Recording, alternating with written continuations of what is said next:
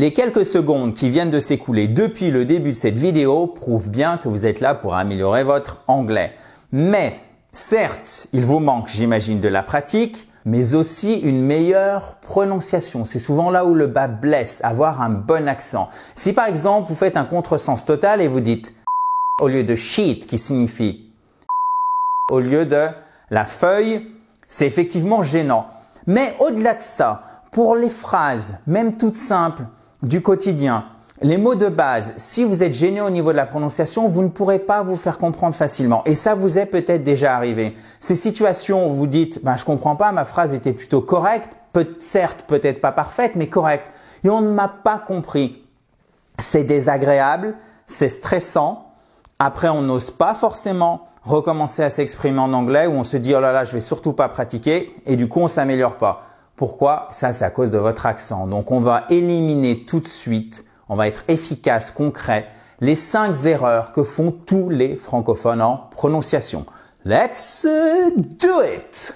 Alors oui, c'est sympa d'avoir un petit accent français, mais il faut pas que ça soit trop non plus, ok? Sympa, mignon, on pourrait dire cute, ok? That's cute, but this is too much, not good. C'est pas this is d'ailleurs, vous voyez?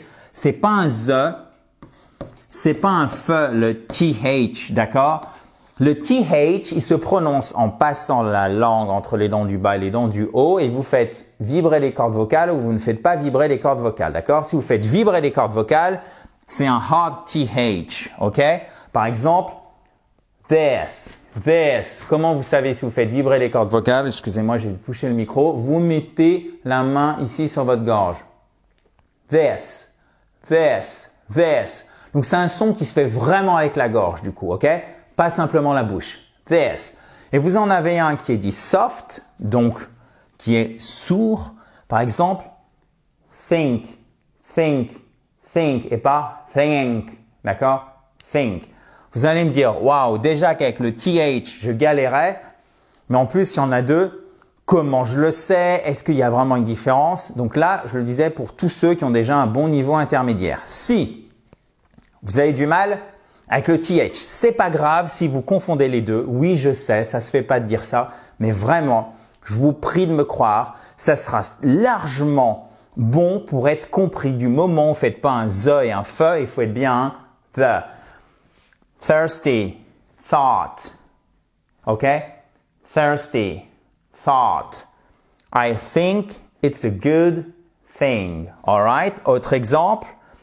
This book is quite interesting. Thank you for your help. Et pas thank you or thank you. Non. Thank you. C'est tout simple. Et là, vous voyez, vous avez déjà éliminé la faute numéro 1 que font tous les francophones parce que c'est cute if you have a French accent, but if you speak like this, vous voyez, non, ça le fait pas. Deuxième faute qui trahit le fait qu'on ait une prononciation défaillante en anglais, c'est le H. Il est muet en français, il est aspiré en anglais dans tous les mots qui commencent par un H, sauf pour quelques exceptions notoires que vous avez ici. Alors, je vous ai mis vraiment les 3 plus courantes, mais 99,9% des mots avec qui commencent par un H voient ce H aspiré, ok? Happy, hungry, house, hotel. Et même si vous avez, voyez ici votre apostrophe qui montre qu'on a l'accentuation sur la seconde syllabe, on a bien hotel et pas hotel. OK? Hotel. That's very different. Et nous, on l'entend pas. Parce que comme on n'aspire pas le H généralement en français, qu'est-ce qui se passe? Eh ben, on l'entend pas. Du coup, pour nous, c'est exactement la même chose. Ou alors, on s'époumonne et on nous fait, par exemple, on l'a tous fait, moi le premier, attention, je vous blâme pas, qu'on soit bien d'accord. On fait un happy, I'm very happy, that's a little bit too much, okay? So, easy, on se relaxe, on souffle un grand coup. Happy, hungry, house, hotel. For example, he's happy today. She lives in a house, okay? Et là, vous voyez, ça commence par un O, donc on se dit, pourquoi je peux pas dire un house? Parce que le H se prononce. excusez-moi, je hausse la voix, mais vraiment, il faut vraiment faire attention, c'est pas an house, ça pourrait pas être le cas. On a an quand ça commence par un son voyelle et ici, ça commence par un son consonne puisqu'on prononce notre fameux H, ok? I'm hungry. Let's eat something. D'ailleurs, si vous dites I'm hungry, souvent les gens vont comprendre. Je suis en colère. I'm angry. Let's eat something. Ok. Alors, est-ce que la nourriture t'apaise? Est-ce qu'il y a quelque chose comme ça? No. Oh, you're hungry. Yes, I am angry. No, you're hungry or angry? I'm confused. I'm hungry. Oh, okay, you're hungry. Perfect. Okay. Hungry, angry. Yeah. Vous avez ces trois exceptions notoires. La plus importante étant honest. D'accord? Honor, air, vous ne prononcez pas le H, ok? Honest, honor, air. Et là, ce mot, il est très intéressant. Parce que du coup, air, en phonétique, c'est ça, ok? Et regardez bien. Les cheveux. Vous n'avez pas de S. C'est hair. Ok? Suivez bien, c'est hyper important. Si vous comprenez ça, vous faites un grand pas en prononciation. Hair, hair. Mais alors, pourquoi on ne prononce pas her comme hair? Ça semble logique. Parce qu'en fait, les deux là sont liés et ça nous donne un her. Ça nous donne un son guttural. Ok? Là, vous aurez un espèce de petit signe comme ceci et ça vous donne votre er. C'est exactement la même chose entre where, d'accord, comme air, where, et qui signifie où, bien sûr, et le verbe être au passé, au pluriel, were, ou à deuxième personne du singulier. You were, ok? Where, were. Donc celui-ci c'est hair, là c'est air, et là c'est Alright? If you got this, you're good to go. Ok? Ça, si vous avez bien compris, c'est parfait. Maintenant, après, quand vous avez déjà compris ces fautes, qu'est-ce qu'il faut faire, les amis? Ben, pour les corriger, you need to practice and also to practice. Troisième erreur significative à ne pas commettre, il s'agit du wanted. Le ed n'existe pas pour prononcer ed, c'est soit un t, soit un de, soit un id. Ça vient tranquillement avec la pratique, mais je vous donne la règle très rapidement. Ça se termine par un te si vous avez par exemple un ch, watch, watched, watched, watched, liked. Ok? Ch, K, ok, like, que, ch, liked, watched. Si vous avez un son sonore, vous allez voir la différence. Regardez. Watch, vous entendez? Ce son est assez sourd par rapport à play, watch, son sourd, le ch, play, a, son sonore. Dans ce cas-là, le ed ne se prononce pas comme un te, mais comme un de, played. Parce que vous voyez bien, si j'essaie de faire plate, c'est plus dur. Played, liked, te, de. Et ensuite, c'est un id parce que le ed n'existe pas. Wanted, comme certains journalistes adorent le prononcer, malheureusement sur les plateaux télé, ça ne fonctionne pas. Donc, c'est un id. Wanted, ok? Wanted. Needed. Alright? For example, il faut toujours mettre des exemples pour bien comprendre.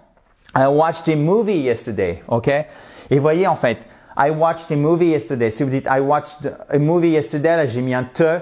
Honnêtement, si vous mettez un te à la place du de, ça ne s'entend pas trop. Mais ce qui serait horrible, c'est dire I watched ou I watched.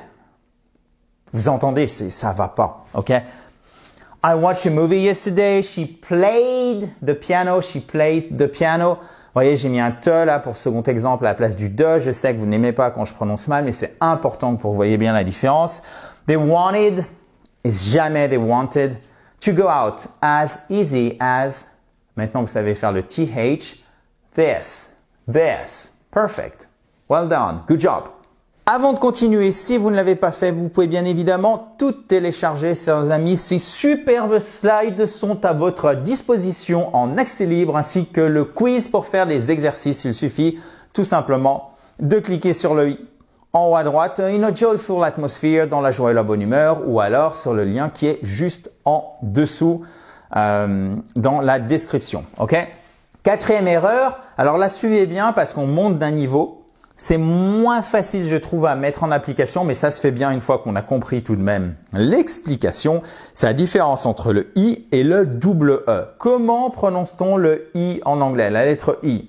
I, exactement. Et la lettre E en anglais, I. Donc, on pourrait se mélanger les pinceaux avec le français. Donc, I, I. OK. Donc, en fait, souvent, la plupart du temps, quand vous avez un I, d'accord? Qu'est-ce qui se passe? Soit il se prononce comme un I, par exemple, we are live, mais je ne vais pas revenir là-dessus, ou alors il se prononce comme un I court, très très souvent. Surtout dans les voyelles accentuées, ok?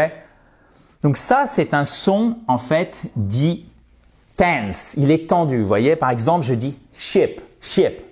C'est différent de sheep. Vous voyez, j'ai relâché ma langue, c'est un son dit lax, c'est-à-dire plus détendu. Alors ça, faut pas retenir, hein, lax, tense, je le mets. Pour tous ceux qui vont télécharger le support écrit, au moins vous avez un cours complet. Mais voyez là bien la différence, de manière vraiment on fait très pratique, entre ship et sheep. Et souvent on vous dit, ça c'est la voyelle courte et ça c'est la voyelle longue. En fait, c'est à moitié faux. Pourquoi? Parce que ça ne veut pas dire que c'est forcément une voyelle plus longue si vous avez deux E, mais en fait ce que ça signifie, c'est que c'est plus détendu et donc en fait comme c'est plus détendu, ça donne une impression de longueur. Ship, ship et sheep. OK? Ship, sheep. OK? So, live, to leave.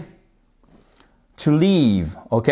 Et d'ailleurs, là j'ai mis double E, mais en fait j'aurais pu omettre aussi le EA parce que le EA, c'est souvent un son long, en fait dans la très très grande majorité des cas, et même chose pour le double E. OK?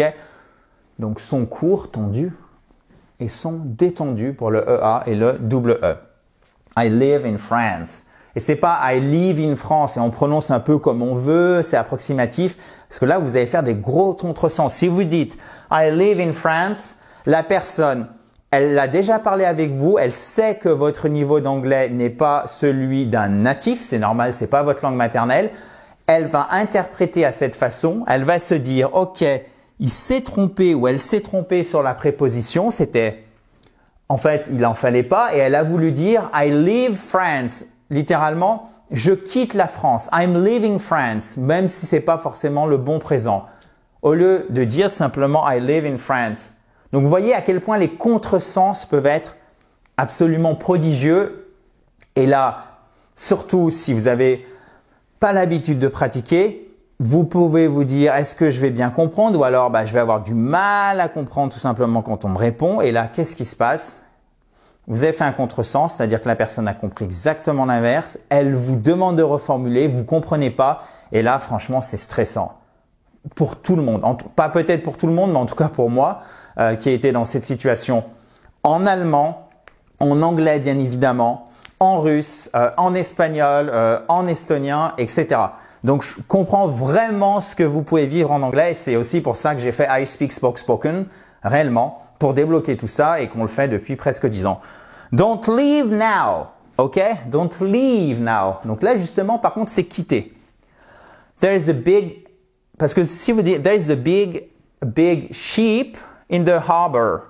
Il y a un gros mouton dans le port. Bon là, tout le monde là va comprendre que c'est sheep. Mais parfois, quand vous n'avez pas le contexte et vous dites I live in France, la personne peut comprendre ce qui sera la bonne phrase anglaise. I'm leaving France, ok? Et c'est I live. So, there is a big, I court, ship, I court, un peu tendu, vous voyez, in the harbor. Harbor, c'est la baie, c'est le port, ok? Ah, maintenant, mon préféré, je suis sûr que vous avez pensé, si vous êtes un fidèle de I Speak Spoken, parce qu'on ne vous en parle jamais ou alors pas assez. À mon grand désarroi, vraiment, c'est pas du tout pour faire le moraliste, mais on ne vous en parle pas assez, c'est précieux, c'est le stress. Autant dire en français l'accent tonique. Donc, quand vous avez un mot qui a deux syllabes ou plus, vous avez une de ces syllabes qui est accentuée. D'accord? Par exemple, on dit present, on dit pas present. Present, le cadeau. Mais présenter, c'est to present. Donc, non seulement on a mis notre accent tonique ici, mais voyez le E là, ben, on retrouve notre petit I court là, tranquillement, qui se balade. Present, ok? Et present, to present. Et record, to record. Et d'ailleurs, et record, c'est aussi un record. Donc, vous voyez, on peut vraiment se mélanger les pinceaux. Comment on dit un enregistrement? A record. Comment on dit un record? A record. Comment on dit enregistrer? To record. Exactly. Comment on dit un cadeau? A present. Comment on dit présenter? To present. Vous voyez ce qui se passe à chaque fois pour le verbe, en fait? L'accentuation, elle est sur la deuxième syllabe. Vous n'êtes pas sûr, vous vérifiez avec la phonétique. OK? Vous avez l'apostrophe qui est juste ici. Au niveau phonétique, si vous voulez vérifier, vous allez sur le site du Cambridge Dictionary. OK? I want to present my project. Exactly. Project. Vous voyez? Vous avez évidemment un accent tonique ici sur la première syllabe. Second exemple, même deuxième, parce qu'il y en a un troisième. This, là on fait le correctement. This et pas this ou this, non. This. This. This is a great present. This is a great present. This is amazing. OK? She will record. J'ai été tenté. Hein. Vous m'avez vu venir là. She will record a new song. She will record a new song. OK? She will record a new song. Perfect. Bon. Si vous avez compris ce qu'on vient de voir aujourd'hui, il faut l'appliquer. Donc, évidemment, moi, je vais vous dire de revoir la vidéo, mais c'est pas pour simplement que vous ayez le plaisir de me revoir moi. On s'en fiche absolument pas, ok? Mais vraiment, c'est pour que vous imprégniez de ce qu'on voit aujourd'hui. Je l'ai pas sélectionné n'importe comment. C'est réellement les 5 erreurs qui vous gênent au niveau de votre expression et même pour comprendre l'anglais. Si vous avez des questions, des remarques sur ce cours de manière générale, si vous voulez que je fasse une vidéo sur un sujet vraiment spécifique, mettez-le s'il vous plaît en dessous et en fonction des sujets qui reviennent le plus souvent, et d'ailleurs pas que, des fois je fais des sujets un peu plus niches, je vais évidemment vous aider en créant une nouvelle vidéo ou un nouveau dossier, de nouveaux exercices sur le site public qui n'est pas le site des formations de iSpeak Spoken, le site en accès libre que vous pouvez consulter d'ailleurs comme vous voulez, quand vous voulez. Vous avez beaucoup d'exercices d'ailleurs. Allez voir tous les exercices qu'on en a mis. On en a mis, je crois, plusieurs centaines. Donc, profitez-en. Si vous voulez savoir quel est votre niveau d'anglais, je vous invite, chers amis, à cliquer ici et à faire votre test de niveau. On passe 10 à 15 minutes à savoir exactement où vous en êtes. Je vous dis à très vite. In a joyful atmosphere, dans la joie et la bonne humeur. Bye bye!